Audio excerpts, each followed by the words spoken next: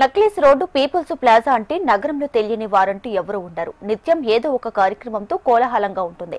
వందలాది మంది వస్తుంటారు. దానికి తోడు సాయంత్రం వేళ ఆహ్లాదం కోసం మిత్రులు, కుటుంబ సమేతంగా నక్లెస్ రోడ్డుని సందర్శిస్తూ ఉంటారు. రోజు రోజుకి సందర్శకుల సంఖ్య పెరుగుతున్న నేపథ్యంలో హెచ్ఎండిఏ పీపుల్స్ ప్లాజాను వివిధ వ్యాపార, రాజకీయ, వినోద కార్యక్రమాలకు అద్దెకు ఇవ్వడం మొదలుపెట్టింది. పీపుల్స్ ప్లాజా హెచ్ఎండిఏకు ఆదాయ వనరుగా మారింది. కానీ సరైన సదుపాయాలు లేకపోవడంతో ఎగ్జిబిషన్ నిర్వాహకుల నుంచి విమర్శలు వ్యక్తమవుతున్నాయి. దీనికి సంబంధించి లేటెస్ట్ అప్డేట్స్ మా ప్రతినిధి అలేఖ్య అందిస్తారు. హెచ్ఎండిఏకు ఆదాయ వనరుగా మారిన పీపుల్ ప్లాజాలో ఎప్పుడు చూసినా ఏదో ఒక ఎగ్జిబిషన్ జరుగుతూనే ఉంటుంది. కానీ దానికి సరైన సదుపాయాలు లేకపోవడం వల్ల విమర్శలు వ్యక్తమవుతున్నాయని చెప్పుకోవచ్చు. పీపుల్ ప్లాజాలో ఎప్పుడు చూసినా నర్సరీకి సంబంధించిన ఎగ్జిబిషన్స్, ఆర్ట్కి సంబంధించిన ఎగ్జిబిషన్స్, ఏదో ఒక ఎగ్జిబిషన్ జరుగుతూనే ఉంటుంది. డిమాండ్ పెరగడంతో 10 ఏళ్ల కిందట రోజుకు 50,000 రూపాయలు ఉన్న అద్దెను రెండింతలు చేశారు. ప్రస్తుతం రోజుకు ₹1,00,000 అద్దె వసూలు చేస్తున్నప్పటికీ కూడా ఈ పీపుల్ ప్లాజాలో ఎలాంటి సదుపాయాలు అయితే ఇప్పటివరకు హెచ్ఎండిఏ అధికారులు ఎవరు కూడా కల్పించలేదు.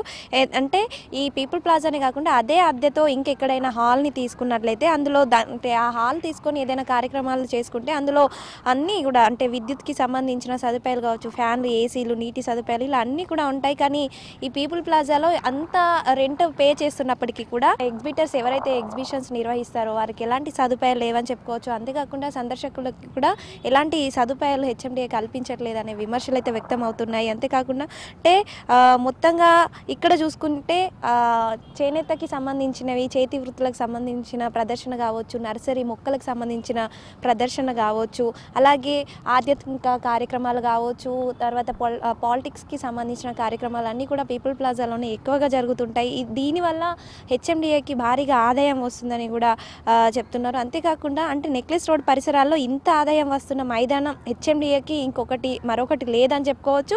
కానీ అంటే ఇక్కడ ఉండాల్సిన సదుపాయాలు వాష్రూమ్స్, మెయిన్గా వాష్రూమ్స్ ఇక్కడ ఇప్పటి వరకు కూడా అధికారులు ఏర్పాటు చేయలేదని చెప్పుకోవచ్చు. ఎందుకంటే ఇక్కడికి చాలామంది గంటల తరబడి ఇక్కడే ఉండే సందర్శకులు ఉంటారు. అంటే ఎగ్జిబిషన్స్కి వచ్చే వాళ్ళు ఉంటారు, అలాగే పోలీస్ వాళ్ళు ఉంటారు, ఈ నెక్లెస్ రోడ్ సందర్శించే వాళ్ళు ఉంటారు. కానీ ఇలాంటి వాళ్ళ కోసం ఇక్కడ కూడా వాష్రూమ్స్ని అయితే ఇప్పటి వరకు ఏర్పాటు చేయలేదు. గంటల తరబడి ఎగ్జిబిషన్లో నిల్చొని ఉండే వాళ్ళు ఉంటారు, ఇబ్బందులు పడే వాళ్ళు ఉంటారు.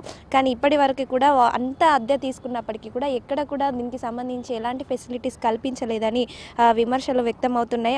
అంటే సమీపంలోనే టెండర్ ద్వారా ప్రైవేట్ వ్యక్తులకు కట్టబెట్టిన మరుగుదొడ్లు ఉండేవి. కాకపోతే ఇప్పుడు టెండర్ పూర్తవడంతో కొంతకాలంగా అవి మూతపడ్డాయని చెప్పుకోవచ్చు. అంటే ఇదే ప్రాంతంలో హెచ్ఎండిఏ నిర్వహిస్తున్న ఏదైతే ఎన్టీఆర్ గార్డెన్, సంజీవయ్య పార్కులో ఈ సందర్శకుల కోసం అయితే ఉచితంగా వాష్రూమ్స్ని ఏర్పాటు చేశారు.